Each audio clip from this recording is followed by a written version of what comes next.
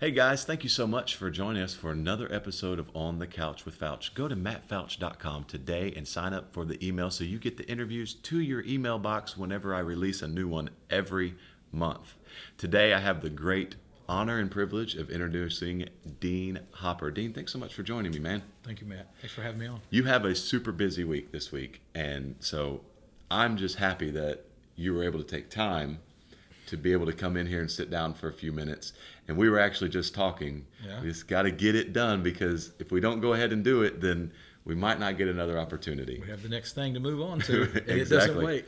Well, and so with that, I didn't actually get your questions written down on paper because I didn't know if we were going to get to them. All So right. Well, I'll see you later. No, okay, we'll stay. I'm going to do it the old-fashioned way. Old-fashioned way. I have not done it this way since the first 4 or 5 interviews. So it's been like 3 years. So most of you that have been watching, you haven't seen me do it this way. But I'm going to just go to Facebook, and I've got the questions on here. I've pulled the page up. So I'm going to be scrolling through and just picking the questions from folks.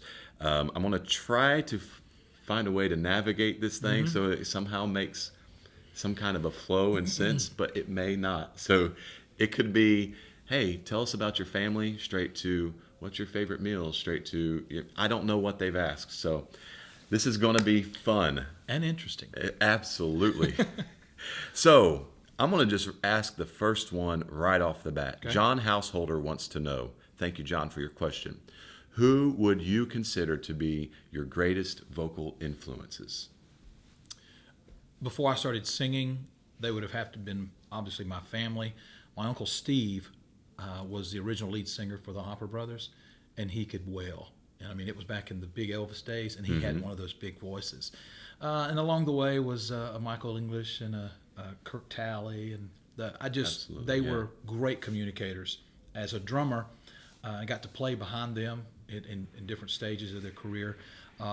But there's been several. But in the early days, they kind of set the bar and where we should try to go. Even though I don't sing in any of their ranges, I sing low. But they were great, made a great impression on me. So you mentioned Kirk Talley and Michael English and them being great communicators. So maybe what some singers don't think about, and this would be a kind of a tip thing that I'm going to ask you. Maybe what some singers don't think about is, I want to be a good singer, but they don't think about the communication part of it, and how important that is to what we do. So give those guys either a reason or a tip, because you were just saying you studied those guys and being great communicators. Right. Give them a reason why they should work on that, or a tip on how they can work on the communication part of singing. Well, I've heard in the years gone by, you were talking about the Goodmans earlier, or I heard you mentioning that. And Vessel always said, if you can't be blessed by a song, you won't be able to bless anyone else. So really letting the lyrics soak in, studying those, learning to where you can build on a word or a lyric at a point, and allow it to come from your heart. And there are some great singers. There's some great recordings that are not interesting. Yeah. But there's some so-so, or maybe not the top shelf recording that are, wow, they're so interesting of how they put them together. So I would encourage to really study what you're singing and how you do it. And as talking about communicators, my mom has always been a really good communicator. Absolutely, speaking to the people, whether she spoke the word or sang it. Right. And I think it's very, very vital. And we learned that from ministers. We learned that from motivational speakers, where they put the emphasis and inflect their words stronger, emphasize. Yes, sir. I think it's a very vital part. Yeah, absolutely. It's very important in what we do. And honestly, communication is very important in every aspect of life. Absolutely. In your marriage, in your family, any career you have. And listen. So, listening and then being able to communicate. I mean, it's so important, and that does not change when you get on stage. That's right. Being able to communicate that song in a way to where the person listening is able to receive it in a way to where it makes sense. And can you look at them when you sing it? Can you look at them in their eye? Not the same person, but through the audience. Can you look at them, or do you look across the top of their heads? And sometimes when I'm tired, I find myself just looking at the That's sea true. of people. Yeah. But when you really want to focus in, you just look right into them, and they will smile back at you, or Yeah, they'll look down or something. They're singing. He's singing- singing to me. Yeah, that's right. Absolutely, and, yes. And people who have that natural ability, and I'm just going to use Kirk as an example. He came with us when he was 15 years old, sang for 5 years, and then joined the Cathedral Quartet. He could go into any audience at any time, and within seconds or minutes, they were right there. And nothing but just singing or maybe saying something. A gift. And there's many, okay? Right. I don't want to single him out, but there's many in the gospel music industry. But, really seek and look into that soul and try to find that point of reference. And that says you're interested, even though you're trying to convey a song and maybe sell a CD. But if they're not interested, you ain't got to worry about selling the CD. Right. Absolutely. They ain't coming. Yeah. Great points. And that's actually something that I've never talked to anyone about in these interviews, but it is so important. So I'm glad that you mentioned that, because then it got me thinking, hey, that's something that we definitely need to talk about, because it is. As a compliment to you, you command attention with just your voice. You have this incredible speaking voice, and the tone, the buzz is just right there, and you command attention pretty quick. Well, thank you. You have a very pleasant smile. Who's interviewing who here? Right. Well, you see, Dean, what I've been trying to do over these years is I've been. The next question comes from Wendy Joy, and you're with the Hoppers, and over the years I've heard people say the first family of gospel music and things like that. But Wendy Joy, her question is, what's it like having your daughter sing with you? Because for years you've sang with your mom and dad and your wife and your brother, but now you've got your daughter up there singing with you. And what is that emotion? What's that feeling like? Well, Carly's such a brilliant thinker. I mean, she's very creative. Her intelligence level is off the chart most of the time. And some of the things that she'll do, I go, you're not that bright. But it's a different thing. It's what I'm trying to say. And as she has developed in the last couple of years, where she's had to sing to fill in for her grandmother because of my mom's sickness, being off the road, and she gladly stepped into that spot. It's been a thrill for me to know that, even though at times she was like, that's not what I want to do, Dad. I'm a writer. I'm an English major. I'm all this, she can do a lot of things, but yet it's ingrained in her heart, in her fiber so much that it comes out. You didn't want that to come out, did you, Carl? Right, you didn't want me to see that you were actually having fun, or you enjoyed that, or singing. And sometimes she don't have a lot of solo lines as of yet. But when she has one of those step outs, she really tries to put herself into it. And so it makes me feel really good. That's Helps me awesome. to see that, you were listening. You act like you weren't, but you were listening. Yeah. I was actually, and it's not about singing, but this is a life thing for those of you that are watching that have kids. And I was talking to Scott Fowler on the bus the other day, and he was talking about how, he said, man, if I can just encourage you in one way with your boys. My boys are 4 and 2 months right now. Wow. So he said, if I can encourage you in one way, start doing a devotion with them every night. He said, there are going to be nights when you think they're not listening. He said, but if you stay consistent and you do it every night, there will come a day when they will say, Dad, are we going to do our devotion tonight? Because all that time, when you didn't think they were listening, they were picking up what you were saying. And when you're putting that kind of stuff into their minds, and that's going to pay dividends in the future. And so just what you were just saying, you thought maybe you weren't listening, or I didn't think you were listening, whatever. Yeah. They are listening. They are paying attention.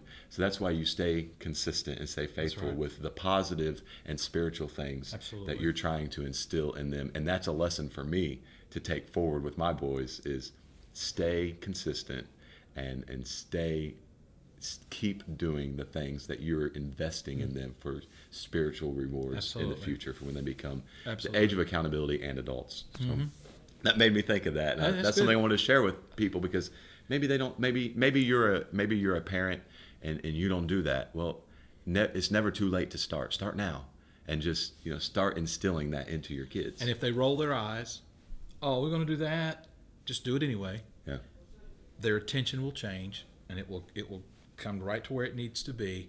And like Matt said, eventually they'll start asking. They'll say, oh, okay, can we continue our study of last night? Or and you may not be able to get to it every night. Right. You might for some reason, but it will make a difference. Right, absolutely. Brittany Norton, thank you for your question. She wants to know, if you were not singing, what would you be doing as a job? I was raised on a farm, and we tried at the old North Carolina crop, the tobacco, when I was just a little kid. And we were in Baltimore, Maryland singing, and called home. I was 7 years old. I was playing drums at a very early age, and loved traveling with my family. But one of our barns burnt down while we were gone. Dad came home, plowed it under, sowed it, bought cattle. So we've been a beef cattle farm for almost 40 years since they've lived there, and we probably got 100 head there now. Wow. So I would probably I would touch on the farm just a little bit. I'm not saying I would do that full time. I'm actually putting in an Anytime Fitness gym right now. Really? So we're just like days away from opening up. So where's that going to be, so we know where to stop when we're in town? And you come and get a key fob, and you can go to Anytime Fitness anywhere in the country. Winston-Salem, North Carolina, just right on the north side of the town off of Highway 52 and University Parkway. So go. If you live close, go get your membership. Take your key fob over there. That's get right. in there. Get it. Anytime Fitness. Give us a call. Now, is that where you work out? Well, I don't. Yeah, it's not open. Everybody always used to ask me, do you work out? And I said, well, I did. Mine was I unloaded hay and put up fence whatever Dad told me to do. And I did a lot of work on the farm. But, I don't ever regret that. It teaches you discipline and responsibility. And you can't say, I'll do that tomorrow. Right. Or the cows are in the neighbor's yard. You know what I mean? You've got to look after it. Got to do it now. Do it now. They got to be fed. So what kind of smoothie bar are you all going to have at Anytime Fitness? Because I love a good fruit smoothie. Well, you name it. Get your protein shake while you're here. I tell you what, once you have your listeners send in what they would like. Okay. And then we'll take hints from there, okay? Cool. And you're going to offer those that are watching, if you go to the Anytime Fitness on the north side of Winston-Salem, they're going to get a discount, right? That's right. We're going to give you a membership that will it's called the Grand Opening Membership, and it will stay consistent for the next 2 to 3 years. That's what we're offering over there. So great deal. Yeah. Normally it's $39.95. Okay. You can get it for $32 right now. Right now. Get it before we open. Call them. Every month. That's Auto deduct. You don't even have to think about it. That's right. And get going. Get in there. Dean will come occasionally. You got to have a workout with Dean sessions. See, now you're being creative. Workout with Dean. Workout with Dean. Dean's going to be here. Dean and Kim or whoever. I got to get you I'm going to write that down. I want a commission on whoever signs up for Workout with Dean. And then we want you to call 336-813-2084, and Christy will get you signed up. Tell Christy you want to work out with Dean. Okay. Isaiah Graham wants to know, where do you get all your spectacular jackets? Oh, wow. A lot of the coats through the years I bought downtown Los Angeles at the Garment District. When we would go out for the West Coast convention and the Fan Fest out there, we always would either go a day or so early or stay a day afterwards. And even when we used to go out with the Gaither Tour, we would always take that Saturday, get down there early on Saturday morning, and it's a place called the Garment District. So I got a lot of coats there, but there's I have to say the ones that I have worn recently has come from our good buddy Sammy Mottsinger there in Winston, not far from Anytime Fitness Gym. Get suited up. Cahill and Swain, that's right. We'll get you exercise where you can fit the right suit, and Sammy will take care of you. Sammy's here this week, and he is making sure he's taking care of a lot of the I'm telling you, guys he had here. so many new ones, and he says, Dean, and just think, I got this in your size, and that's the only one I have. I said, so I'm not going to see somebody coming down the street looks like me? He said, absolutely. No, Sammy's a great guy. He's once he gets to know you, he'll know what you need. I mean, he sends suits to Bill Gaither and to his kids, Benji, and he knows your size. Once he knows it, he sends. The first time I met him, I was with Sold Out, and I was at National Quartet Convention. He walked up to me, hey, my name is Sammy, and I'm the suit guy, and we're in Winston-Salem, and Yeah, about a 42 long, and let me see. Yeah, I mean, he told me to a T Yeah. what shirt size I wore and my jacket size, and he said, "Come by the table. I got a great looking 42 long that would fit you perfect." He said it's even trim fit. And I was like, "Sammy, what? I mean, What is the deal?" He knows his stuff, man. Yes, he does. Absolutely, he's great at it. He really So is. now is my favorite part of the program, and I'm stealing questions from somebody else. But this is time for the Fouch Zone. Are you ready for this? Have you seen it before? Yes. Okay, well then I'm not even going to tell you what's going to happen. I'm just going to go right into the questions. Okay. How many people are flying over the U.S. right now? 12. You are born with 300 bones in your body. Now, how many do you have by adulthood? Time. 3. How much will a 10-gallon hat hold? 10. Which English word has the most definitions? Time. 12. And which animal holds hands when they sleep so they don't drift apart? Rabbits. Well, for most of that there, you just threw out numbers. Yes. Yes. So it didn't matter what the question was. You were like 5, 10. Man, I was trying to again. process so fast as I could. Process, Dean. Process. Go. Okay, so here's your chance. How many people are flying over the U.S. right now? And I'm 250,000. and I'm sure that depends on the time of day, but in the day, more than 60,000. So Okay. approximately 60,000. So Okay. 250 was Well, maybe a little aggressive there. Maybe include the UK and some others. Maybe over the world. Yeah. Yeah. You are born with 300 bones in your body, and how many do you have by adulthood? And your answer, I believe, was 12 or 10. It was 12. So the answer is 206. How much will a 10-gallon hat hold? And I know you said 10 because I think you just heard me say 10. Yeah. Yeah. So you just said 10. Yeah. Well, No, that's a common. It holds probably, what, a gallon? A 3/4 of a gallon. Oh, my. Yeah, close. Which English word has the most definitions? And I believe your answer was 12. So the word that has the most definitions is set. S-E-T. Set. And which animal holds hands when they sleep so they don't drift apart? Your answer was rabbits. And I don't know many rabbits that sleep in the water or on things that are in the water for drifting apart Are we purposes. talking about water? But I it guess a pond or I is it guess a lake? I guess technically you could drift apart even not on water, but yes, on water. What? Go ahead and give a shot there. That holds hands so they won't drift apart. Sea otters. Okay. So there you go. All right. Sea otters. That's Now- interesting. Well, back to the 10-gallon hat. Yeah. I was in a Western store in Fort Worth, actually, and I thought I would try on a hat, and the guy asked me what size. So I wear like an 18.5 here, so I'm thinking, well, my head's bigger than my neck, so I think maybe a 24, 25. He looked at me. This boy ain't been in the hat You store don't know before. what you're talking about. That's awesome. Man, thanks so much, Dean. Absolutely. It's been fun. Thank you. Appreciate your time today. And I hope that you guys enjoyed Dean's interview. You can go, well, if you're watching on YouTube, hit subscribe. If you're on Facebook watching, like, comment, share. Get the word out about these interviews. Dean is one of y'all's favorite artists in gospel music. Dean, tell them where they can catch up with the Hoppers. You can go to thehoppers.com, www.thehoppers.com.